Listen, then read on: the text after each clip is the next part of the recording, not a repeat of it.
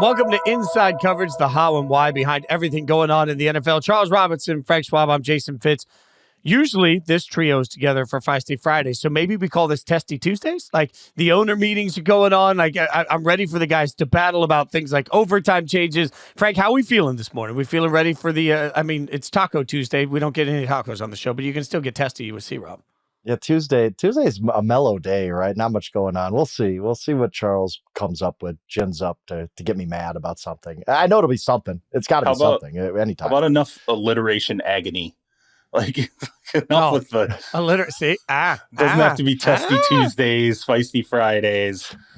Let's just go. I don't know. Let's move. Wow. Working for Wednesdays. We got things to talk about here. Like it's not the alphabet show. See, this is what I'm talking about. But it's not fine. It's irritable Tuesday, so that we're not using alliteration. Okay, C-Rob, let's get into it. We got a bunch of things happening, not the least of which are ownership votes on everything that we have to get to. But let's start with some player contract news. Jerry Jones has apparently offered Micah Parsons the largest non-quarterback deal in NFL history per Clarence Hill Jr. Interesting here. They're waiting on the agent approval because apparently they went straight to the player with the offer. Like, C-Rob, initial reactions?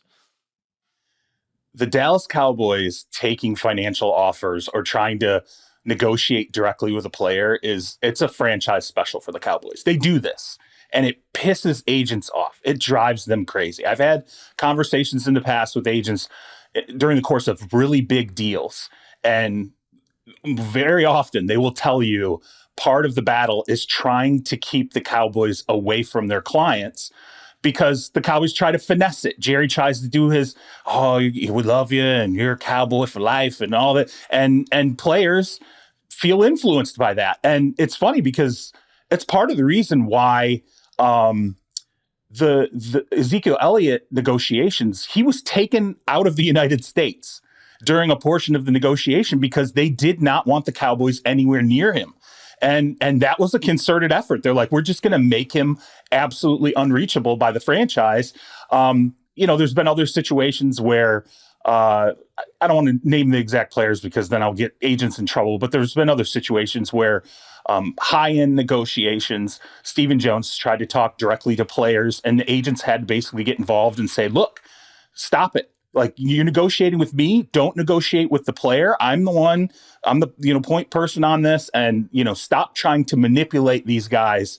We're looking for a fair market offer. That's what gets a deal done, not you persuading them and finessing them and doing basically what it sounds like they tried to do this time with Micah Parsons. I just want to hear you do an entire podcast in a Jerry Jones impersonation. That was pretty good. That was solid right there, Charles. Look, Mike is going to become the highest paid non-quarterback in NFL history at some point. It's just a matter of details at this point. I don't know why the Cowboys try to even do an end around here. Just get the deal done. Don't do this dumb thing where you wait until September again and late August, whatever. Like, just get it done. It seems like they're making headway. It's going to happen. We all know it's going to happen. We all know Micah's going to beat everybody else, Myles Garrett and everybody, to this. At least the Cowboys did try to lowball him. I'll tell you that. Like, it seems like they came with a strong offer. So, Frank, don't you think, though, this is part of that manipulation process, is to make sure the public knows we offered him this, the max non-quarterback deal, so that now it's out there. So what does that do? That automatically shifts the pressure. Like, hold up. You're offered more than that shifts the pressure off the Cowboys, and it puts it onto Micah, and it puts it onto Micah's agent. And in particular, in this case, now the story becomes, if this doesn't get done, it's the agent's fault. It's their fault because, hey, man, it's a strong ass offer, really, and they came out and they made sure now the public knows about it. And and as we both know, you could say it's the highest non-quarterback deal in NFL history. All that matters is guaranteed money. Like, you could say, like, well, per year it's more than Myles Garrett. If none of it is guaranteed, then it's chicken scratch. Nobody cares. So I get that. You are absolutely right about that. I just don't you think this is going to get done sooner rather than later? Yes. Or is this just going to be a Cowboy?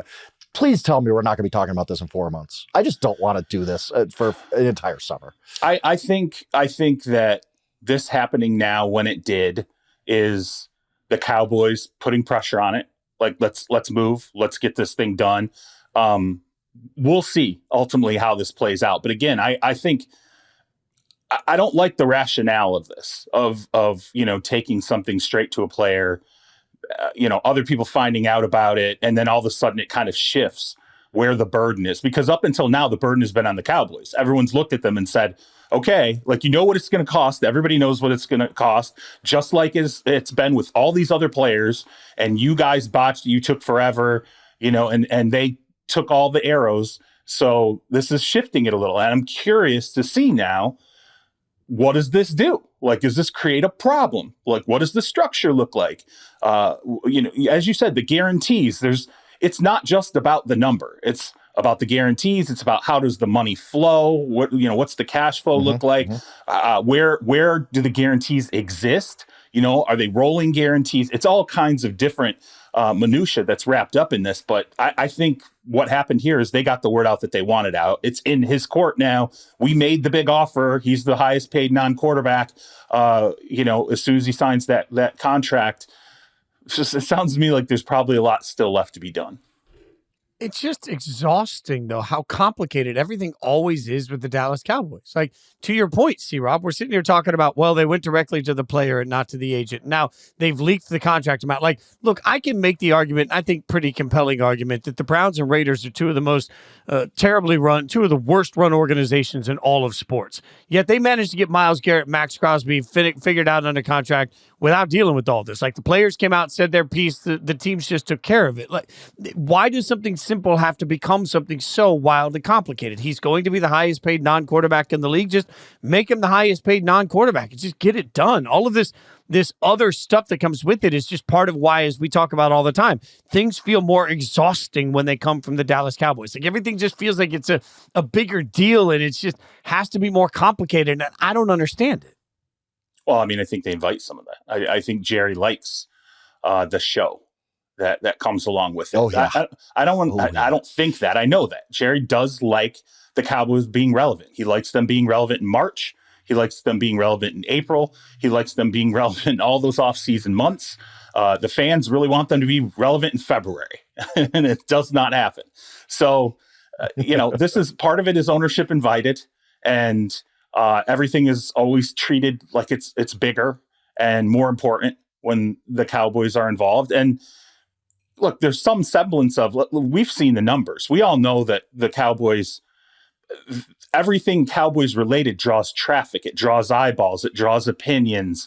By far, what we do producing content, there's zero question if the Cowboys are number one. They are. There's no doubt about it. And that's us. That's ESPN. That's every corner of the sports media world. So I think that also plays into it. But there's no question that part of this is how Jerry Jones treats things and the effect that ultimately has around every single move they make.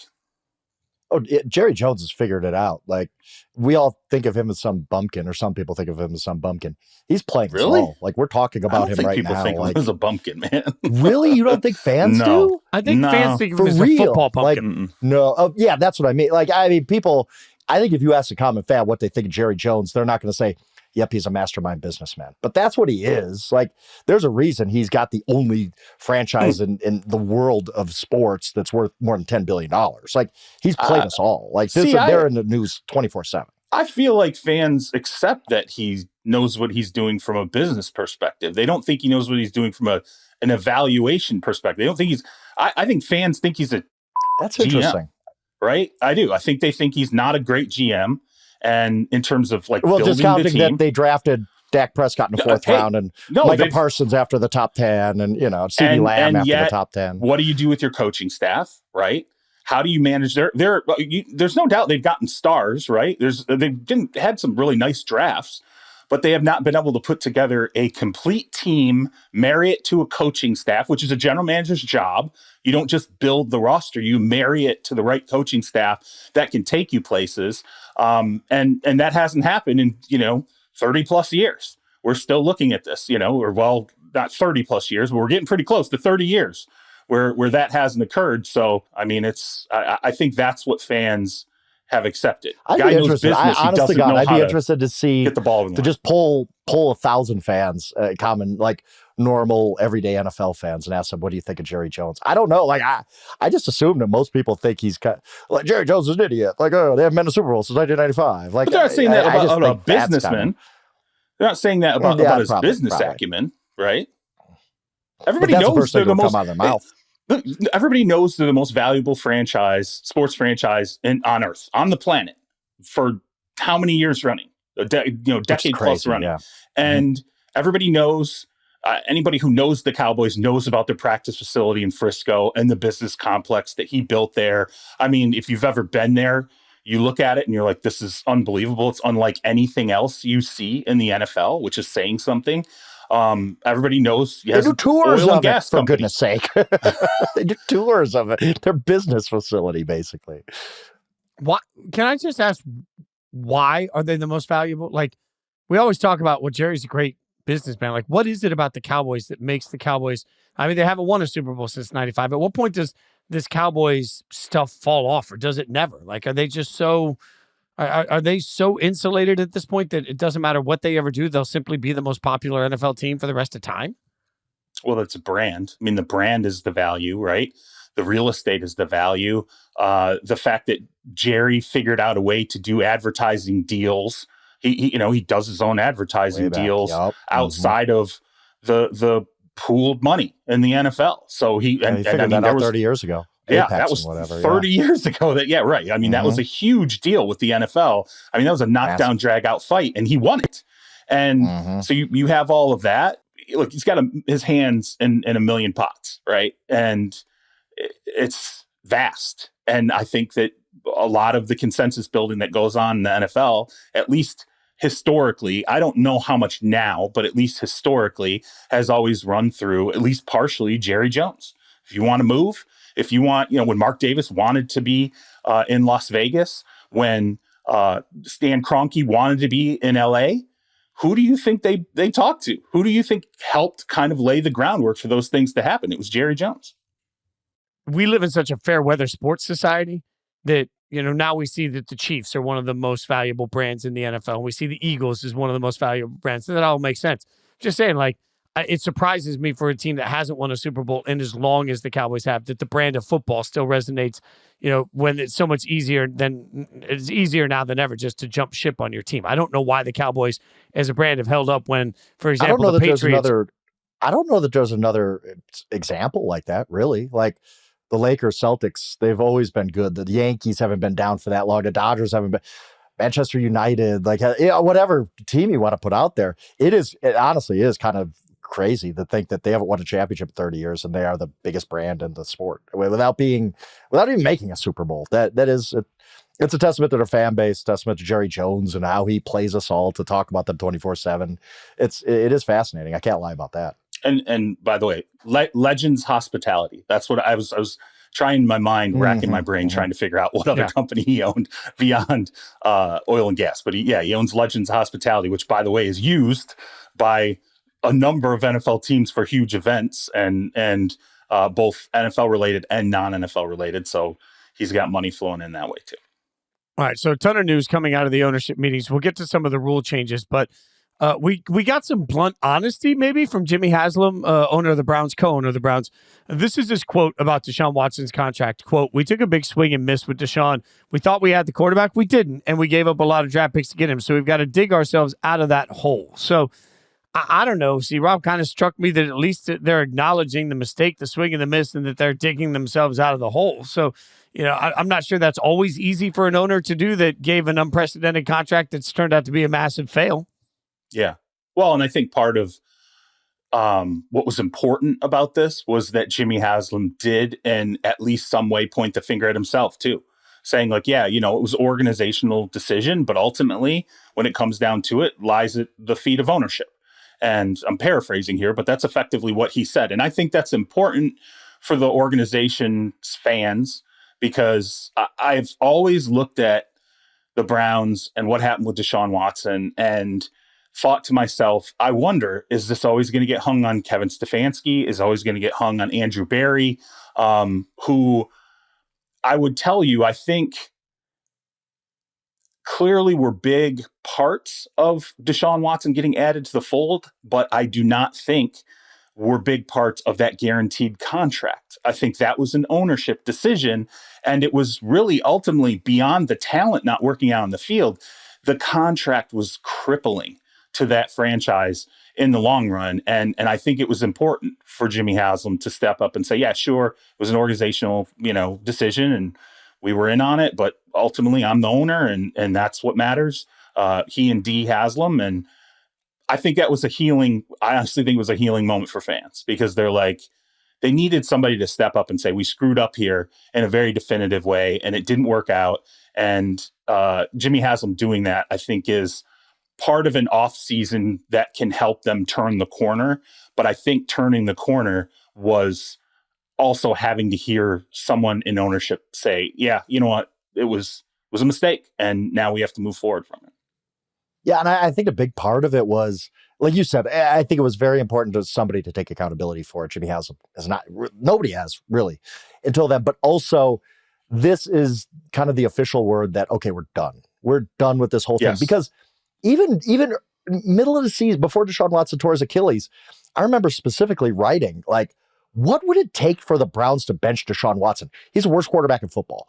And yet, anytime it ever got brought up, Stefanski would just be like, nope, we ain't benching him. Why would you even bring that up? Like, they were so defiant. And like, why are we talking about benching Deshaun Watson? Like, they couldn't see that he was not only obviously awful off the field, but the worst quarterback in football on the field. And it was just this like, and then even he tears his Achilles and you can't just definitively say he's done. We're done with him. It's over. And I thought yesterday was, we're done. We're over with this. Because I don't think you can come back from that. I don't think Deshaun Watson's starting for them anytime in the near future after you said, yeah, playing for them again. We swung and missed. No, I don't either. No, I don't either. But I just got called a swing and a miss, Frank. When somebody, that was, yeah. When someone calls you, when the owner says it, you are a swing and a miss. It means your career is probably done. You're not going to play another snap on the field for him. But there's still that in the back of my mind of like, they were so dumb about this whole situation, even halfway through last season when they were just wasting a season away with Deshaun Watson bumbling around out there, that there was this in the back of my mind of like, are they going to really try to do this again? Really? Now it's over. Like, I think that was the big point.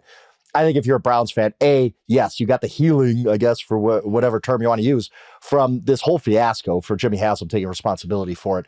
And also the fact that, going forward, we're not going to have to deal with Deshaun Watson anymore. We're not going to have to watch the worst quarterback in football play for our team anymore. And a guy who made our brand absolutely unlikable, a guy who I don't think Browns fans could go to the stadium on Sunday and feel good about rooting for him either. So all of that's done. This whole horrible fiasco of an era is over. Well, look, let's not rewrite history here, okay? Because at the beginning of this relationship, when they thought he was going to be a Pro Bowl / All-Pro quarterback, Browns fans were 100%, not 100%, but there was a very strong contingent of Browns fans that were in his corner, right? So I'm not going to sit here and say, well, geez, they were never. No, when they realized it wasn't going to happen with him, when they realized he lost it in some way, shape, or form, and it wasn't coming back, I think that's when the fan base really turned on him.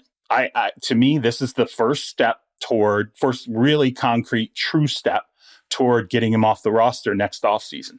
So I don't expect who will play for them next year. I don't know. What are the mechanics behind this? What are because the contract, like, that's the thing. I've got it up in front of me for point of reference. If they designate him next offseason, if they designate him as a post June 1st cut, they're still looking at an $81.6 million cap hit for a post June 1st cut next year.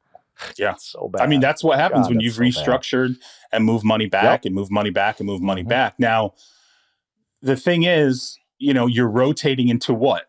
Likely a rookie quarterback contract, if not this season, which I can't see them coming out of this draft without a rookie quarterback contract. And so you're rotating into a cheap contract at the very least in 2025. And any money I think that they save, they're going to roll over as much money as they possibly can into next offseason. Then I think what they're going to have to do is they're going to have to restructure a number of other deals. I mean, it's going to be painful. There's no doubt. But even with the hit, I don't see how you can carry him through 2026. I think what they're going to count on is another cap jump, right? Next next offseason, and it'll jump again, and then just have to restructure literally as many players as possible to clear as much room as possible and get the cut done. But yeah, I mean, you can't keep moving the money back and moving the money back and moving the money back, and you got to pay at some point, and next offseason is when they're going to have to pay. Yeah, $135 million cap hit if they don't designate it post June 1st. $82 million basically if they do, and that's my God. But you're right, Steve Robinson, and that's why I continue to say, like, and I know we've said it every week on this show. We'll continue to say it. Like, I have a hard time believing, even if I don't love Shador, and I sit here, oh my God, like it's hard for me not to figure that the Browns have to take a quarterback at the second overall because they just don't have any other option. Like they're pinned in a corner, and so what are you going to do? I don't know that they have to take a quarterback at 2. They just have to have a plan, and have to like another player in this draft to not take a quarterback at 2. They could sit there and stare and go, well, we don't feel like Shador is worth the number 2 overall pick. However, we believe Jackson Dart is someone that we could come back and get later in the first round. I don't know. The draft picture is so cloudy right now that I don't think there's any real clarity to if a quarterback will slide, being Shador or Jackson Dart, where they'll slide to in the draft. And then is there a quarterback that's not readily obvious because we're staring so hard at Shador Sanders and staring so hard at Jackson Dart once you get past Cam Ward? Tyler Shuck, despite the age, has the big arm, is a big statured guy. Is that someone that they could scoop up at the top of the second round? Is it, Jalen Milroe is a longer term project? Is it Will Cam, Howard or I'm sorry, Quinn Ewers? Ewers, yeah. Is that someone that would work ultimately in Kevin Stefanski's system? I'm not saying any of these are great options, but that's just the world you're living in right now because of what's happened with the fallout from that contract and forcing you into an area where you're going to have to make a deal. By the way, Kirk Cousins still wants to be traded, but wants to wait until after the draft for that to happen so that he knows he's not walking into another Penix situation. There's differing opinions when you talk to people about what's going on with Cousins.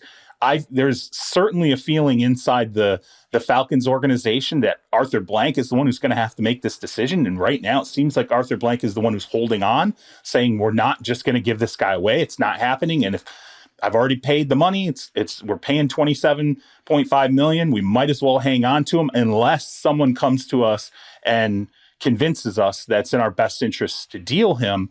I'd be looking at Blank right now as the one who's really holding the key to unlocking any kind of a trade. But I wouldn't rule him out with the Cleveland Browns. I will just say that.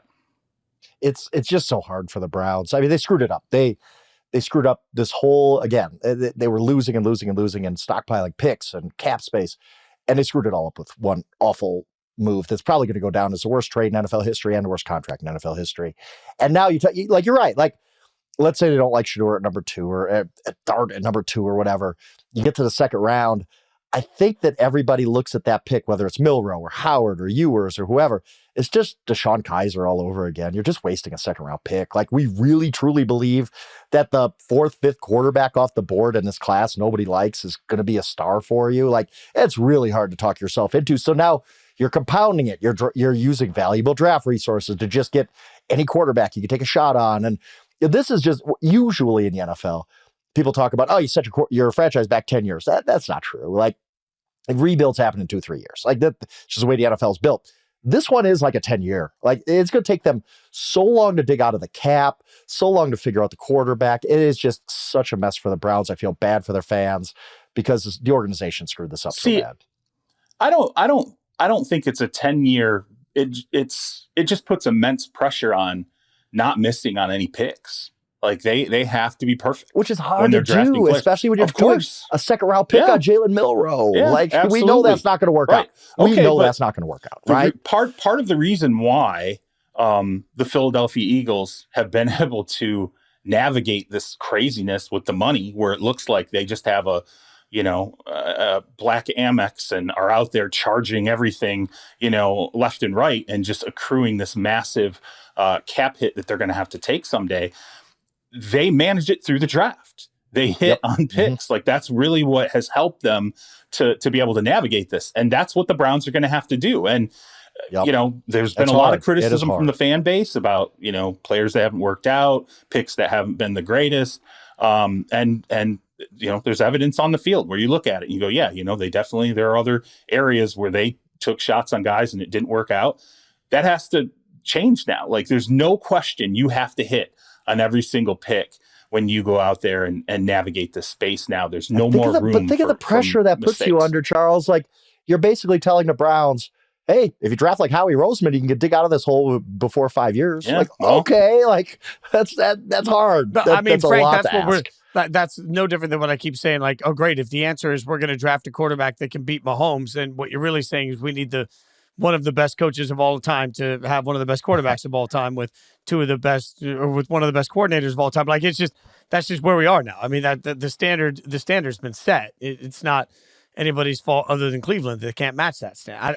I don't know how to help the Browns at this point. Well, okay, but Fitz, the Eagles beat Mahomes with a second-round quarterback, right? Yep. Like, Jalen Hurts is. I'm not knocking the guy. He's Super Bowl MVP. Jalen Hurts brings considerable talent to the table, but he also is a guy who transferred after losing his job at Alabama. Right, gets drafted in the second round. I mean, it wasn't. And by the way, Carson Wentz was still, at the time he got drafted in the second round, Carson Wentz was still thought to be the future of that organization. Yeah. You just got to hit where you can hit. And we might be sitting here right now and looking at this quarterback class and saying, well, it sucks and the evaluations aren't great and it's just a super weak quarterback draft. Brock Purdy was the last pick in the draft and he saved the 49ers by being a hit that they passed on over and over and over again. They lucked into it. They totally lucked into it. And they need some luck, and they need to hit on every single pick. That's you're not wrong. Like, look, Josh Allen wasn't the first overall pick, right? Like, Patrick Mahomes wasn't the first overall pick. Lamar Jackson wasn't the first overall. Lamar Jackson barely made it into the first round. Like, the fact is, it's not about having the first quarterback off the board. It's about getting the quarterback that's right for your team with your system and developing them the right way, and then putting the right pieces around them. Like, it's a piece of a puzzle. It's just, we also there's the constant tantalizing Jaden Daniels, look at what he did, and CJ Stroud, look at what he did. We all want that immediate reformation that comes with that. I just don't know that is realistic for most teams. I think there's, just takes a little bit more patience. And here's another thing too that you have to consider. Quarterbacks come out of the ether now more than ever. So if this isn't something that they completely resolve this year, so let's just play it out. Let's say they go through the draft and they go, no, we're going to take the best available player at every single pick because we have to add the best possible talent to our team. We're not going to force ourselves into a quarterback. Maybe in the middle round, we go and we take a guy that we think could be a starter, but at worst case scenario, maybe he develops into a prime backup for us.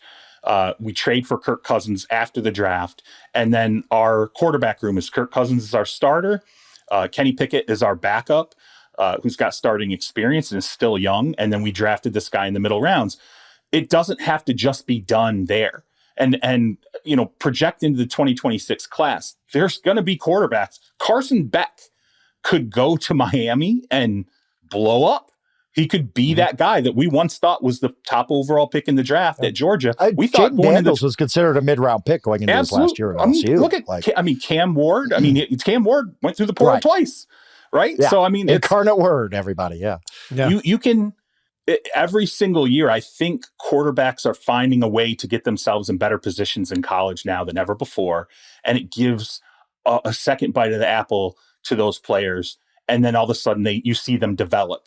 At a stop, and it changes draft classes. You didn't think, it's not a super strong quarterback draft. Next thing you know, a couple guys go through the portal, and you're sitting there and you're staring and going, wow, these guys, they clicked. Finally clicked for him. Bo Nix. It finally clicked for Bo Nix. Michael Penix, it clicked for Michael Penix and he stayed healthy. Jaden Daniels, it really clicked for Jaden Daniels.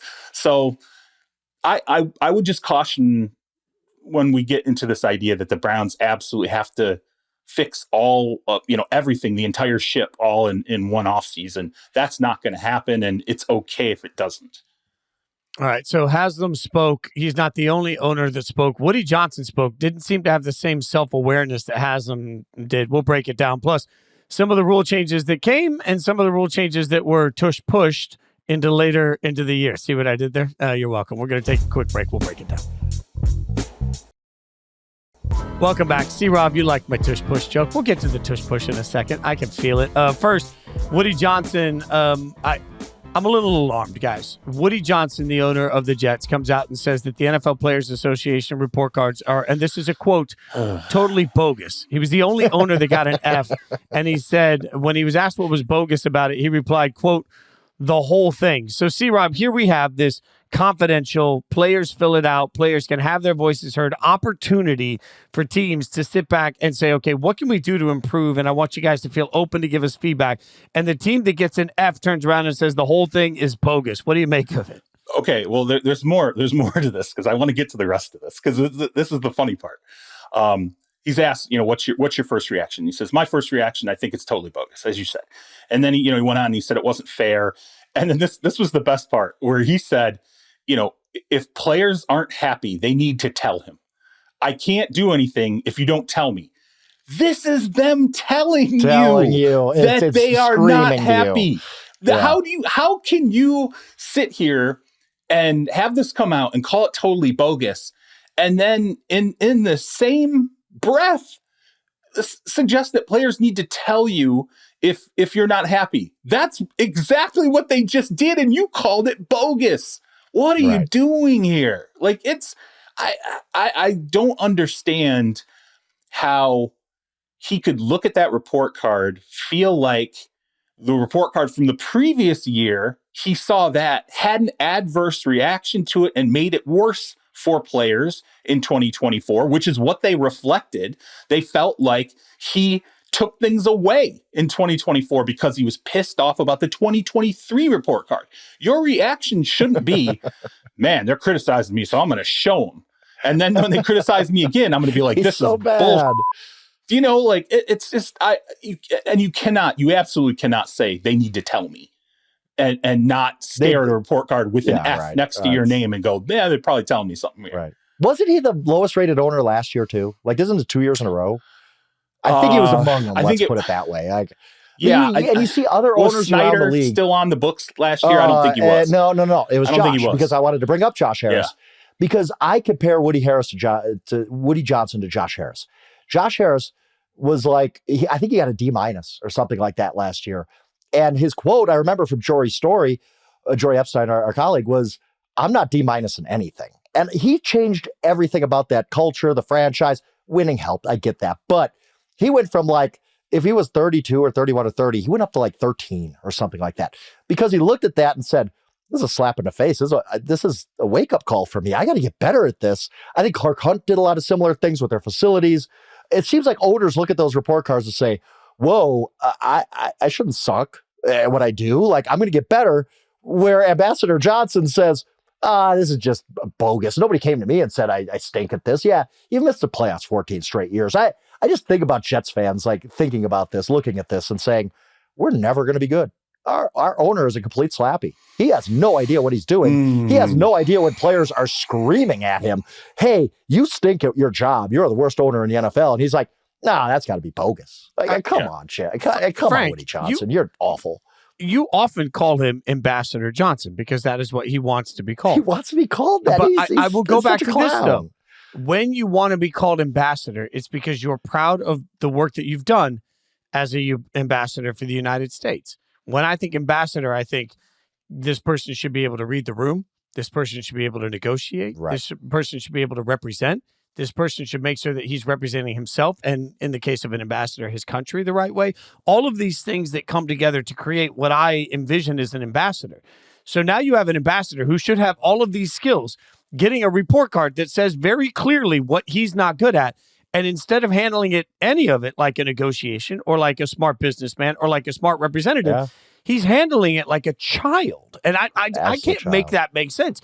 If you are so so accomplished in life that you want people to call you Ambassador Johnson, then be an ambassador for your football team the way you were once an ambassador for your country. I don't understand. I can't make the two things all align. of his colleagues, all of the fellow, not all, but I think many of his fellow owners, again, when they get bad grades on anything, our facilities are an F. Well, I better put money into it. Oh, I got a bad grade. I'm a D minus. No, I'm not D minus. What do I do to figure this out? Oh, our childcare is bad. Let's fix that. A lot of other owners went about that way. The Jets are like, we're fine. Nobody came to me and said anything, so we're good. You've seen these have worked. The anonymous survey has been an unbelievably powerful tool, very much so, for players, and they clearly have recognized it. And as Frank said, there have been a multitude of improvements from a lot of different franchises that I think reflects directly toward that report card. And I think it was last year, or maybe it was the first year of the report card. I think it was last year. What struck me about it was the report card came out, and literally within hours, I saw Clark Hunt got asked about it at some event. I think he was at like a stadium event back in Kansas City. And he immediately got questioned about his grade. And I'm like, I've never seen anything like this. I've never seen an owner get put on the spot. I think every owner, I think if you think that these owners are not extremely embarrassed by their ranking in this, or that they don't care about it, that's absolute garbage. And honestly, Woody's response to it shows he cares. He might say he doesn't. He might think it's unfair, and all these, whatever he wants to call it, but it riled him up. So do something about it. That's it. What's next? Like, you've been embarrassed. Like, you could say it's bogus, but you read it. You know it. You know where you rank. But what do you do about it now? Do you actually try to get better at your job? Or do you just say, well, no player talked to me, so I'm fine? Like, that seems to be the Jets are just screwed because you can't overcome a bad owner. And Woody Johnson has proven time and time again, he's a bad owner. And I just feel for Jets fans who got to deal with this. Yeah, because that's the hardest thing in sports is to have an owner that is not doing a very good job as an owner, because that's something you can't fix. You can't force them to sell. You can't force it. The NFL is not going to force somebody to sell because the team sucks. We all know that. So you're just sort of stuck where you are. By the way, should we make anything? Johnson confirmed to Sports Business Journal report that the Jets have offered voluntary buyouts to approximately 170 of their 250 employees. The deadline for accepting was Monday. There won't be any layoffs. Johnson said they decided to offer buyouts to help improve the team's culture. C-Rob, should we make anything of this? I guess my question is, like, how are you improving the team's culture? You're basically saying what? We're nobody here. I mean, who takes the buyouts? I mean, what if it's the wrong 170 people, right? What if it's? I mean, like, how? Unless you're sitting there going, our culture is just so bad that basically we can't miss anybody who takes the buyout. It's an added plus. like literally anybody in the organization who leaves, I mean, we get better. Oh my God! Is that not the Jets? Is that not the implication here? We're trying to improve our culture, so we just said we're offering we just offered everybody buyouts to 170 people. Leave. Yeah. Okay. Great job, okay. If they're targeted, I'll say this: if the buyout offers were targeted to a specific 170 individuals, if you're in that group, now you're sitting there going, oh, he says I'm part of the problem because I got offered a buyout. I'm the reason we haven't made the playoffs in 14 years. Yeah. Okay. Yeah. Like, if I were to hand select a buyout on this show, it would be Frank. And Frank should take that. Yes. I should take it too. Yeah. If you came to me with a buyout, I'd be like, uh-oh, I need to get out of here. Yeah. I'm left feeling too like this buyout is less of a buyout. And I don't know. It just feels like more like, you don't want to be here, you son of a biscuit. You don't have to. Like, if you don't want to be here, just take this buyout and leave, which to me doesn't necessarily improve a lot of the culture either. So good that an ambassador is doing all of these things. If only he was ambassador, everybody. Ambassador Johnson, yeah. All right, let's get to the tush push, mostly so I don't have to make another tush push joke. The vote has been pushed back until May. Oh my God, dude. Why, C-Rob? What does that actually accomplish? Like, tell me, oh, well, we're going to vote on it in May instead of now. What's going to change?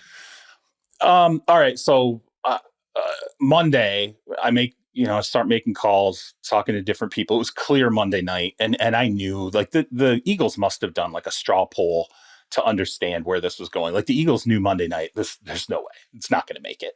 And I think their thought process was it's not going to make it by a wide margin.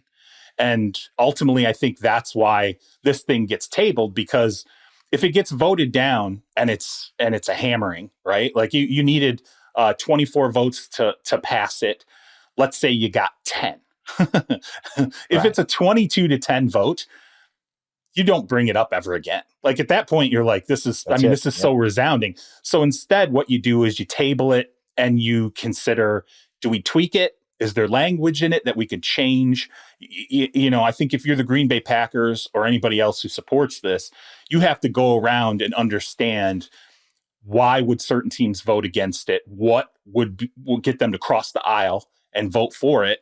And then potentially you reintroduce it down the line. I will say personally, I think this is something that, it got tabled. I think it's something that will be withdrawn.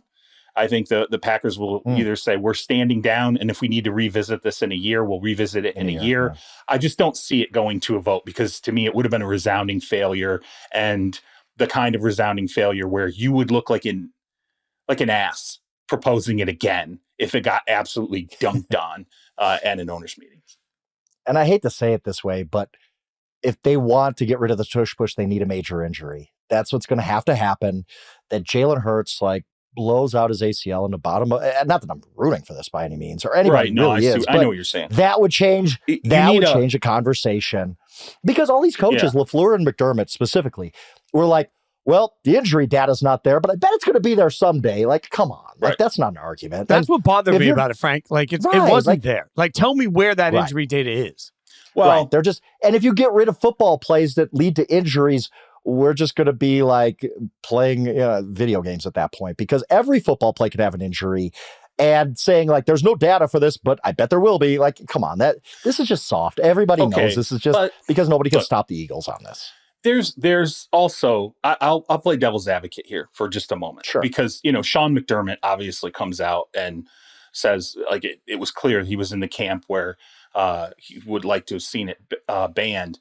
Which is weird, because the Bills are actually pretty successful. They're pretty good at it. They're pretty good at it when you stack up the numbers.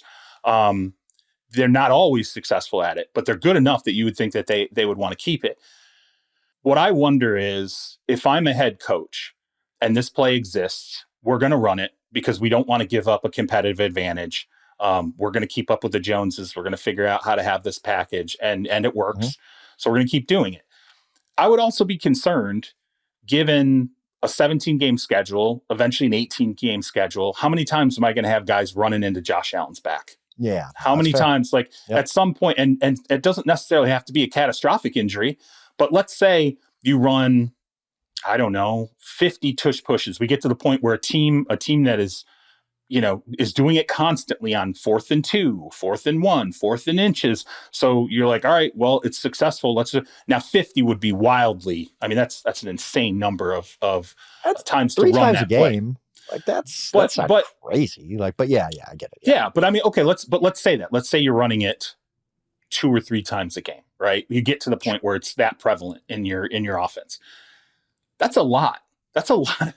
That's a lot of punishment to put on the back of a quarterback. And not only that, what are you telling the guys pushing them? Like, hey, hit them, but don't hit them too hard. Hit them, but hit them in the right place. Yeah, hit them in the right place. Yeah, don't hit them here. Don't hit them there. It's just, I can see the argument that eventually an injury is going to come, and then we're going to act. Why don't we just be proactive and cut it off now before something happens? I get it, but there's just no. My favorite part of it is there's just this level of macho attitude in the league where, it's funny because I quoted in my story, but I was talking to an AFC executive about the owners meetings. We started talking about the tush push, and he was just like, how embarrassing for the Green Bay Packers to even put this up for a vote. It is. Like he looked at it as like, it's you're weak. Like it shows you're weak. And like he was like, I wouldn't want, a general manager to be attached to that. I wouldn't want a head coach to be attached to that. And I didn't get the feeling that Brian Gutekunst or Matt LaFleur were like overjoyed to be asked questions about this at the owners meetings. But there was definitely an element of this where it's like, you're waving the white flag here. You're sitting here and saying, we can't defend against it. We don't know how to stop it. And, so we just want it, completely eliminated. And it was funny. The executive even made the joke, like, if this was during Johnny Unitas's career, would they have said, we need to ban the forward pass? Like, this is just too right. It's ban Steph Curry shooting threes. Like, this is dumb at some point. I will say this. The one argument I've heard that actually made me reconsider is rule changes are made all the time for the good of the aesthetics of a game. Well, you think about the NHL got rid of the neutral zone trap, and basketball basically made rules against zone defenses, and baseball got rid of the shift, and the NFL's had a ton of rules like defensive pass interference and stuff to make the game look better. And if you do believe like this play, like, hey, Eagles tipped a cap, you figured it out, you have an unstoppable play, but it's not good for the game necessarily. Just like the shift in baseball was not good for the game in any way. We got to do something to get rid of it just to make the watchability better. I actually kind of understand Frank, that. I would push back on that, saying that it'd be different if the Dodgers were the only team impacted by the shift, right? Like now Fair. you're making That's a complete change. That's very like, fair. But the Devils, I mean, going back 30 years in the NHL, the Devils were the one team that kind of took over the league because they were running this neutral zone trap. And eventually the NHL just said, our project is really suffering because of this. We got to get rid of it. So there is a precedent for that type of argument. I don't like the whole, like, well, somebody might get hurt. Somebody can get hurt on any play. Like, we have no data right now that suggests that this play is more dangerous than the other. No, other than, listen, I know they talk about the angle and, Alan Sills is going around to all the teams and he's saying like, hey, the angle of the player and the leverage and all these different things. If it's 4th and 1 and you're going, yeah, I'm going to take this 220-pound running back and hand him the ball and have him slam into the line, you cannot convince me that that's safer than having a quarterback, right. Dive half a foot and get pushed, from behind. It's just, and again, the data is just not there to show it. There's nothing there to show that it's this catastrophically dangerous play. I don't remember who it was. I heard somebody say, it's a violent play. It's not a dangerous play. And I would agree with that. It's a violent leverage play. And if it's about aesthetics, every play is dangerous in the NFL. Yeah. Every play. Well, look, if it's about aesthetics and you don't like how it looks aesthetically, okay, that's, I guess that's fine. You could complain about that. But remember, it's funny because I keep hearing this whole thing about it's a scrum. It's a rugby scrum. It's a rugby scrum. One of the most exciting plays in the NFL is when a back gets to the second level and he gets stacked up by a couple linebackers, and here comes his offensive lineman. And they get in the scrum and they push that back another 5 yards. In a home field, they go insane. They lose their minds. And by the way, so do the announcers doing the games. It's exciting to see that happen, to see people get carried another 5 yards. That's a rugby scrum too, though. When you look at the play, you're like, this looks just like a rugby scrum. Like, it's very similar. So where do you draw the line? It's right. That's whatever. Where do you draw the line? I want my favorite team to stop worrying about contesting it and spend the whole summer figuring out how to do it. When everybody can do it, they'll change the rule. Until then, I'm not worried about it. There were some actual rule changes from the owners' meeting. We'll break them down after we take a quick break. Welcome back, gentlemen. We got a handful of rule changes. I'm going to throw them out and see what stands out to you. C-Rob, we'll let you go first on this one.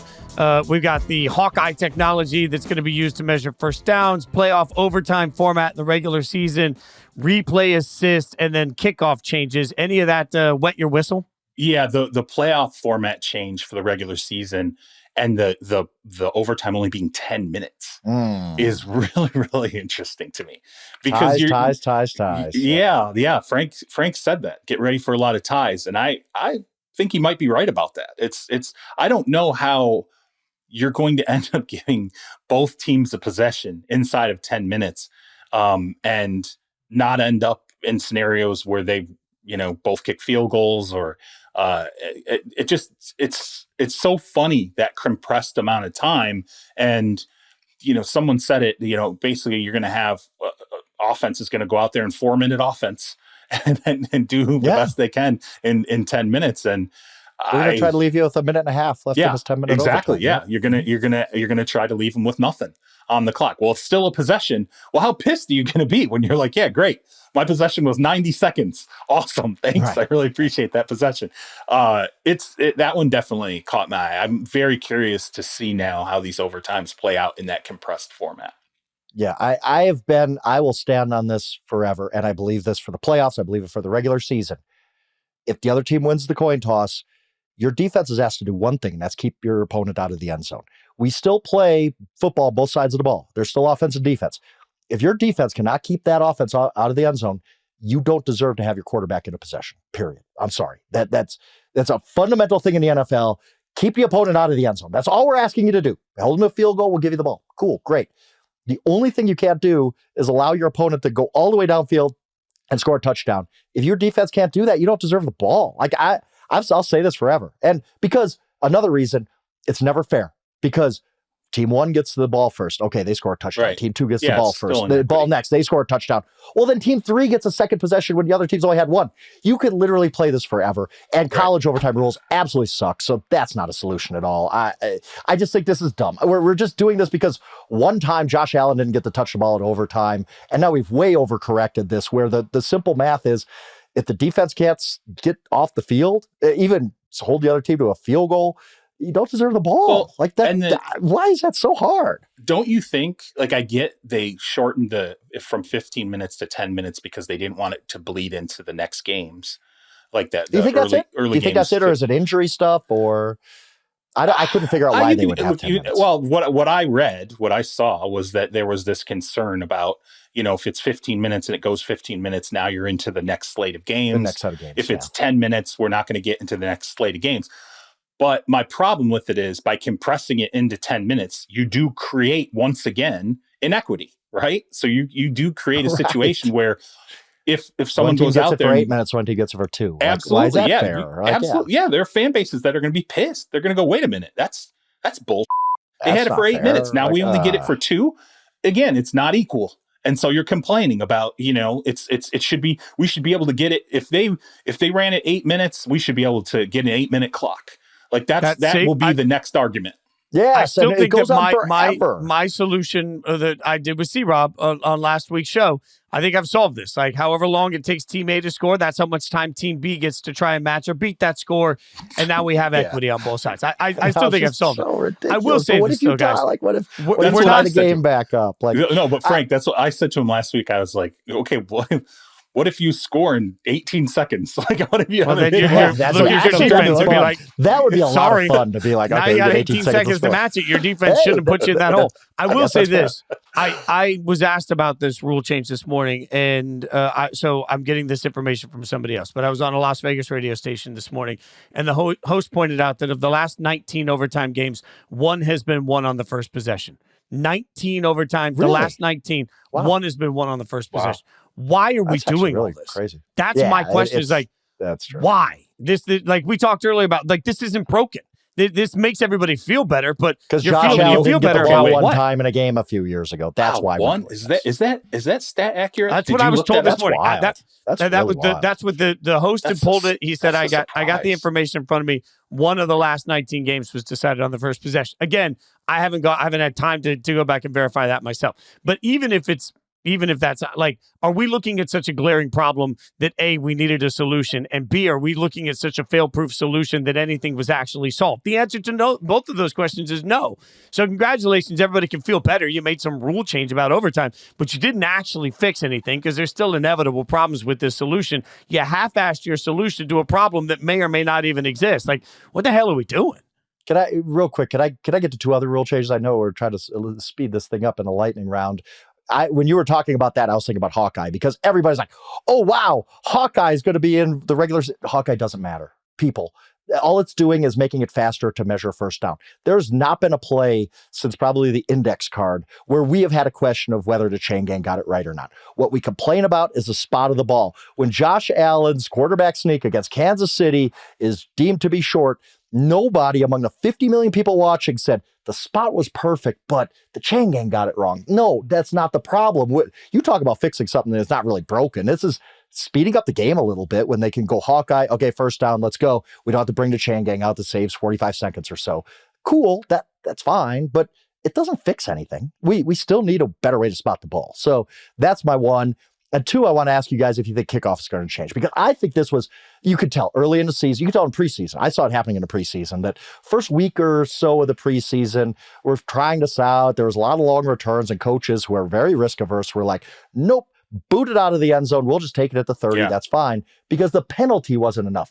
Now you've moved it to the 35 on touchbacks. I do think that has a lot of coaches saying the math now says we need to try to kick it off and have a return. Do you guys think that it actually makes a difference, or are we still going to see the same amount of touchbacks? I mean, first off, the Hawkeye, I don't have a ton of thoughts on it. I think you're right. It just speeds up the game a little bit. And I'm probably one of the few people who thinks why can't we not just microchip in football? Why can't we just microchip? Well, I know, but I don't know. They've have excuses for it, because they're like, well, the shape of the ball affects, can affect that.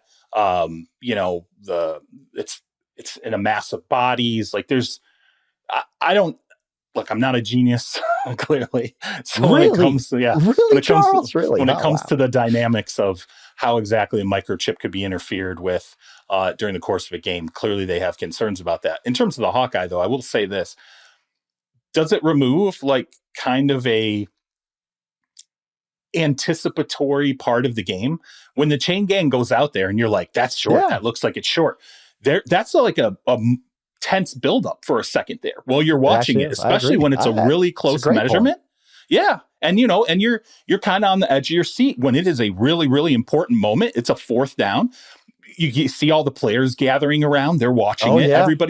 There's all that anticipation that builds into the chain gang pulling that chain tight and seeing where it falls. Now that's gone. I don't think that's an improvement. I kind of think the theater of that is a positive. And yeah, it's gotten screwed up a couple of times. One time prominently with the stupid no card. Right. One time in my life watching football can I remember it. That's it, really. Right. So I think you take away the edge of your seat quality of watching a chain gang go out there and find out if you got the inches or not, and the reaction of players going nuts when they see it came up short.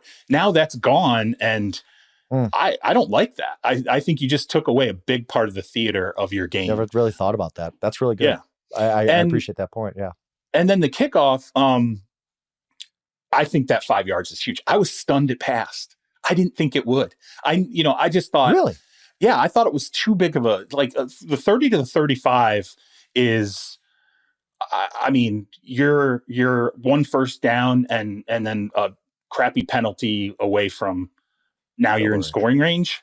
You're getting the ball. It's significant. It doesn't sound significant. It's significant. It is definitely significant. And I think when we see touchbacks, I can't wait until we see it, because when we see touchbacks next year, we're going to be like, holy 35 is a lot. That's a lot further down the field than we really thought. You're giving Patrick Mahomes the ball at the 35-yard line with a minute 38 left? Wow. Yeah. Okay. Aren't you just going we're screwed now. We can't, there's no way. So I think you will see they're going to figure out a way to push more kickoffs. I think the idea of just booting it through the back of the end zone now I think that completely vanishes with this. And I really am stunned it passed, because I thought they would sit there and look at that and say that's just too big of a bite of field to give up for a touchback. Real quick, one other, now we have a triple header on Christmas Day from the NFL. Is that the new norm? We're always going to have a triple header. I hate this so much. The NFL expansion is a lot like taxes. Once it's been raised, it never turns back down, right? I don't feel like they're going to turn around suddenly, see Rob, and be like, 3 games was cute, but we're going to go back to 2. Even though it's a Thursday this year, they can justify it. I feel like they just basically turned around to the NBA and said, up yours completely with the triple header. That's true, too. I hate this. I just hate this. I hate. Why do we need to take over Christmas? Why? I actually like hanging out with my family at some point. It's, I don't know, whatever. I hate this. It's very selfish. I don't like it at all, but whatever. They're going to get ratings, and that's all I care about. I think if we didn't have the jobs we have, we would probably like it more. If we weren't responsible for possibly having to write things on Christmas. I mean, listen. when I started out covering the NFL, the first team I covered was the Lions. And I can tell you, like, it sucked having to cover a game on Thanksgiving. Like, dude, man, I missed my daughter's first Christmas covering the Broncos. I covered the Broncos on the road Thanksgiving, I think 2 straight years when they did Dallas and then Kansas City for the first. It sucks. Like, come on. Like, don't take Christmas from us. But again, selfish. It's selfish. It's selfish. I like Christmas Day football.